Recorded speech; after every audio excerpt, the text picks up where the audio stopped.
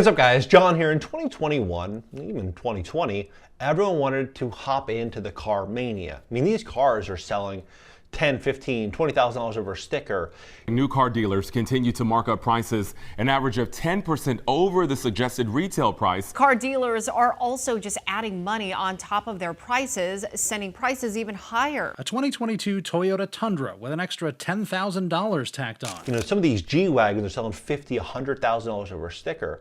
And a lot of Americans were opting in to buying these because, hey, borrowing money was very, very inexpensive. There's so much out there. Stimulus checks, PP loans, and the stock market was booming. Everything was booming. Everyone felt richer than ever.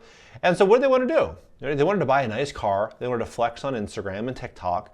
And they wanted to have the G-Wagon, the Lamborghini Urus. They wanted to have, you know, the Hummer. They wanted to have all these luxury cars, the Hellcat. And they got these vehicles and they were really happy for a year, 2 years. Well, now the economy is changing. The job market is changing. The cost to borrow money is getting more expensive. There's less of it out there for most Americans. More than 100 million Americans have an auto loan, and auto loan debt in the U.S. is currently at $1.5 trillion. Americans owed more than $1.5 trillion on their car loans. Rising interest rates are just making it harder for people to make their car payments. And, you know, it's putting a lot of people in a financial bind. A little while ago, I did a video talking about how Give Keys Back was exploding on Google Trends. And thought that, hey, this is going to be very interesting to watch. And I think we're going to walk into something interesting here. And video got like 500,000 views. But now look at what's happening here. Vehicles in 2020, from 2020 to about 2022. I have a 2019 Lamborghini Urus. It has about 70,000 miles on it, and I paid around $235 for that. A Lamborghini Urus was 70,000 miles, 2019. So he's using this car basically as his daily driver. He's driving all over the place. If you have a luxury car, maybe you love supercars, maybe you're making a ton of money. Here comes the money. Here we go. Money talk. Here comes the money. More than likely, you're not going to be using a Lamborghini Urus or one of these luxury cars as your daily driver. You'll have a daily driver, and then you'll take these cars out on the weekends or with your buddies or your wife or your husband or whoever it may be. But when you're using it as your daily driver, you're just increasing the likelihood that you're going to have more cost with managing, maintaining, and insuring these cars.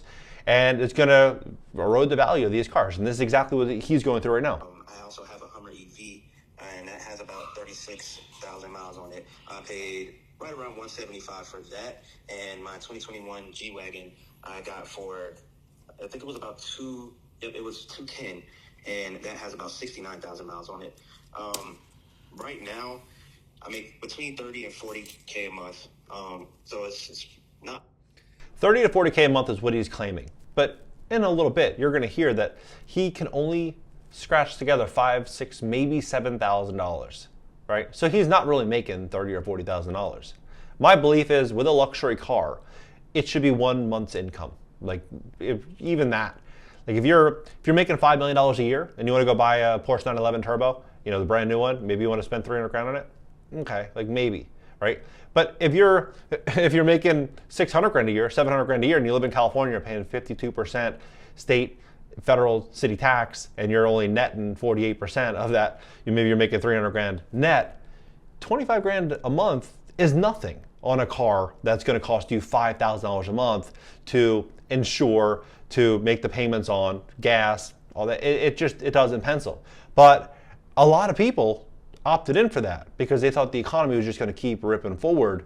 And I just think it's going to be a huge opportunity for people looking to get luxury cars and nice cars, work trucks. If you have a plumbing business, a trucking company, you might see some really big opportunities to go out there and capitalize on the distress we're walking into now. I need to keep up with the vehicles, but right now I have 2 properties, one in LA and one in San Diego, and I'm just not using the cars as much as I was using them for Turo and just also for personal vehicles as well. I just have not been using them.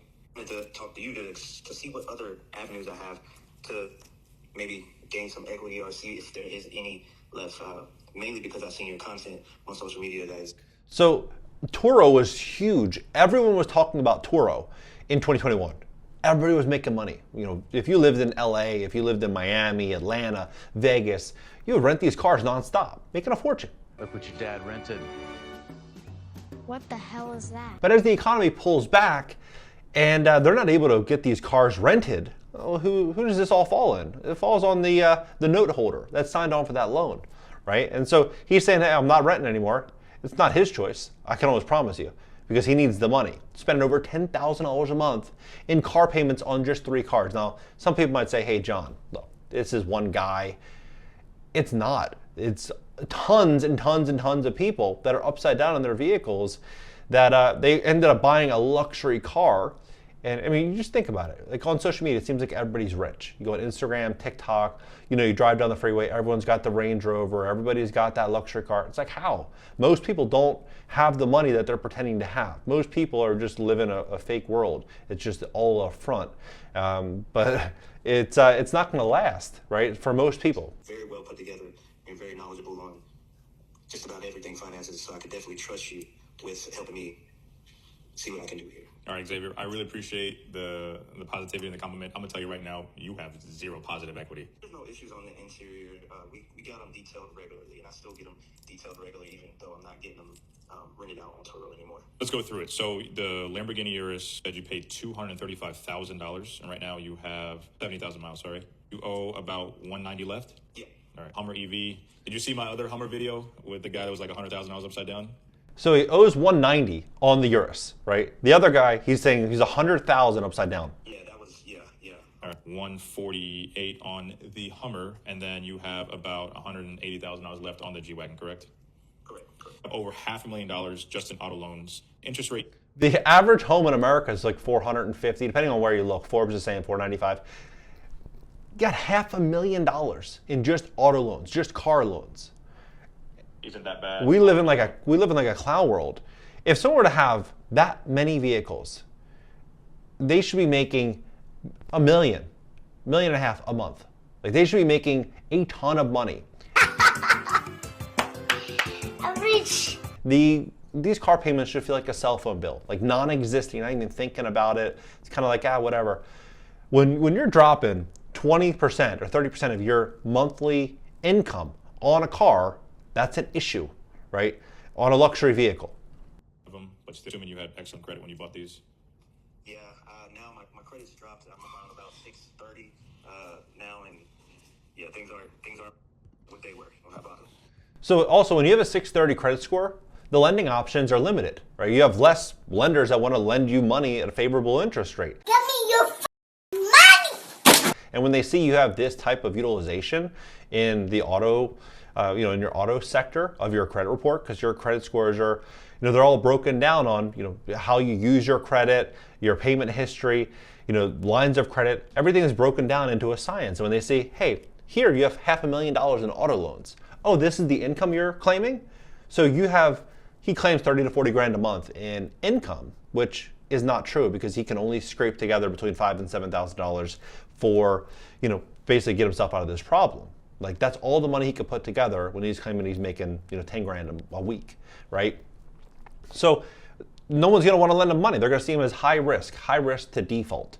So the interest rate he's gonna pay to get money is gonna be absolutely crazy. So you always wanna be very careful if you're gonna sign on the dotted line for an auto loan to make sure that you're gonna be able to really make those payments. And if you are upside down on your vehicle right now, there's probably going to be some type of option out there for you. Maybe you speak with, local auto dealer, a variety of different dealers. Maybe you'll get money, a little bit more money selling it privately.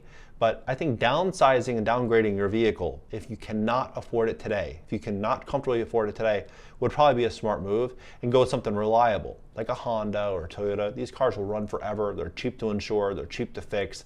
Gas is cheap. Overall, it gets you from point A to point B. I know a lot of people think, oh, I won't go from, a Hellcat to a Honda. No way. No. Wait. But the reality is, if you don't, and you're driving that Hellcat, it's not going to be for long, right? So you're going to be better off doing it now than doing it later. Okay, 630 credit score. How much do you have down to put towards a negative equity for these cars? Maybe between 5,000 and 6,000, maybe 7,000 if I really, manage a few things a bit differently. Okay. And you said you made $30,000 to $40,000 a month? Yes. Let's see what I can offer. Let me just copy and paste your VIN here. So on the Lamborghini, I'll give you about $130,000. On the Hummer, I'm going to be right around $80K for the Hummer. I'm going to be right around like $98 to $99K for the G-Wagon. So you are over $200,000 in negative equity. I'm gonna be real with you. There's nothing I can do for you. If you got $5,000 to $6,000 down, 630 credit score. I mean, I know you said that the payments aren't really affecting you, but in this situation, there's nothing that I can do for you unless you have maybe $50,000 or $60,000 down. How much do you pay a month for the vehicles? For the Lamborghini, it's $3,800. A month? A month, yeah. Okay. And for the Hummer, it's $3,100 a month, and then for the G-Wagon, it's $3,500 a month. Over $10,000 a month just in car notes. 2,000. You could live in a 1.6 to maybe $1,750,000 house for 10 grand a month, right? And that's just in cars. This woman here, she is she says she has 150 grand. She got 150 grand, and she's looking to buy a G-Wagon. A G-Wagon, 150 grand, lives with her mom, and has bad credit.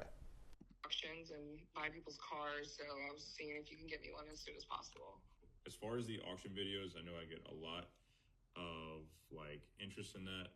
I go to the auctions to buy people like vehicles at retail, so I save the money, I make some money.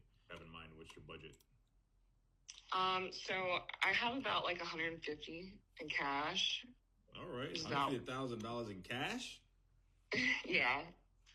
I like that. Okay, what do you do if you don't mind me asking? I don't really want to say, but let's just say I work in the entertainment industry. Maybe I might need to switch careers.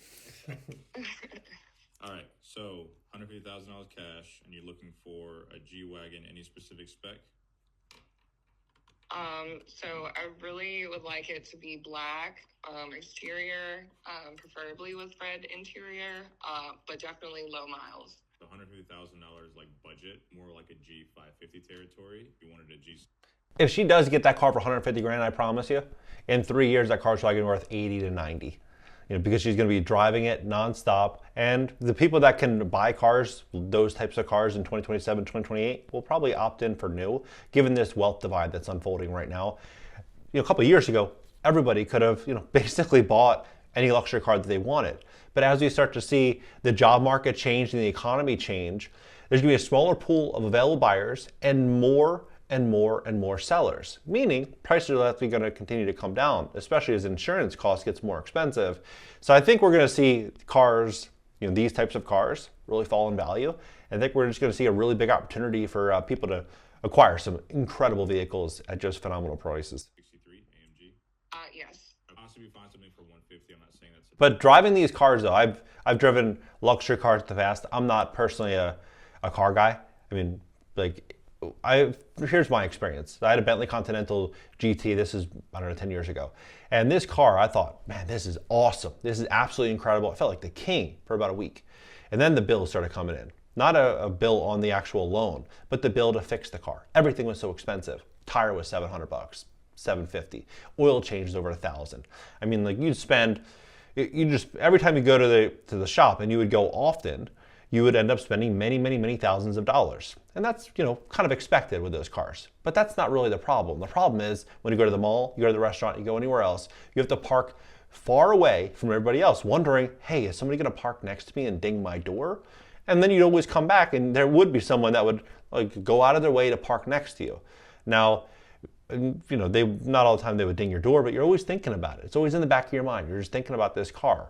And then every single year, the new model comes out. And when that new model comes out, and then, you have the old, you have the old body style, then your vehicle value is just continuing to fall. And so nonstop, you're thinking about this car that's costing you a fortune, that's a significant inconvenience. And then whenever you go anywhere, people are trying to screw you. You have a contractor that sees you want to get a bid on a project. Oh, you're driving this car? Oh, price just went up a little bit. Oh, you're here? It's like everyone's trying to, pull skin over your eyes just a little bit. And it all just kind of adds up. But when you drive a basic car, what I've noticed is, you end up getting better pricing. People don't really care. No one's really looking at you. And they're really easy to fix, to maintain, to insure, and you don't really get crushed on it when you end up selling it down the road. Now, am I saying not to get a nice car? I'm not saying that at all. But I'm saying if you get something very nice, maybe it's just a weekend driver, right? Maybe it's something you take your wife or your kids out in, or family out in, once or twice a week, and you enjoy it and you just put low miles on it, and it is what it is. It's a toy, and a lot of people are using these as their daily drivers, and they're going to get just absolutely crushed at the end, which we're witnessing right now. Which may take some time, but you have cash, financing the rest? Well, so my credit's bad. Okay. How bad? 550, maybe under. I think people just today have their priorities backwards. If your credit score is a 550, the last thing you should be doing is trying to get loans anywhere, like anywhere. Your credit score should be 730, 740, 750 before even considering to get loans. Now, here's why I'm saying this. Because when you lock yourself into debt with a 550, 600 credit score, use a credit card interest or an auto loan interest calculator. Put in the interest rate in which they're quoting you. Put in the amount you're going to borrow. Look at how much interest you're going to pay over the life of that loan. Whether it's a 5-year loan or an 8-year loan now, it's very common for automobiles. You start to see the numbers yourself, and it's absolutely just mind-blowing how much you waste in interest. You realize that, hey, you could have bought 2 cars for the price of just having 1 or 2 or 3 negative items in your credit report that she or he just didn't take care of. For her, she had a credit card she just let go. I make good money though. So 550 credit score. I'm sure I can get you approved with if you're putting down $150,000. I'd say a good G63 would be between like 1. What do you think about this entire situation? Let's have a conversation about this below. And if you'd like to fix your credit, we'd love to help you at my company, GreatCreditFast.com. That's GreatCreditFast.com. If you have late payments, medical bills, charge-offs, foreclosures, bankruptcies, repossessions, or any derogatory items in your credit report, go to GreatCreditFast.com. Click the link in the description just below this video. Catch you next video.